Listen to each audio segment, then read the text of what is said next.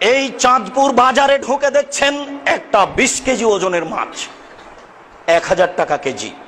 আপনি এই বাজারে একজন ধনী মানুষ, যদি আপনি এই মাছ না কিনেন তাহলে আপনি কৃপণ। না কেনার কারণে আপনি জান্নাতে যেতে পারবেন না।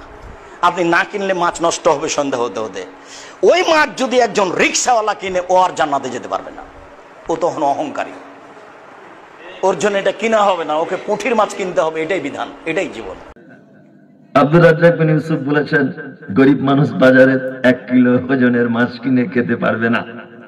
এখন গরিব যদি আমি 250 গ্রাম মাছ কিনে খাই, তাহলে কি কিনে খেতে হবে? তুই পুঁটি মাছ কিনে খাবে? কি খাবে আবার?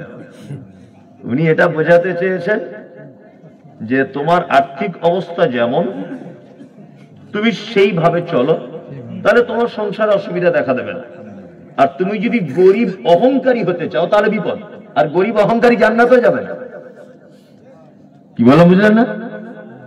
আপনি গরিব মানুষ আর আমি ধনী মানুষ, বাজারে আমি ইলিশ মাছ কিনেছি, আপনি যদি ওইটা থেকে হিংসা মরেন যে মমতাজ ইলিশ মাছ কিনলো, আমি দেনা করে 4 কেজি ইলিশ মাছ কিনে নিই, এটা তো ঠিক নয়। আপনি পরিবারের উপরে অত্যাচার করলেন, ঋণগ্রস্ত হলেন, নিজের প্রতি, নিজের নাফসের প্রতি জুলুম করলেন।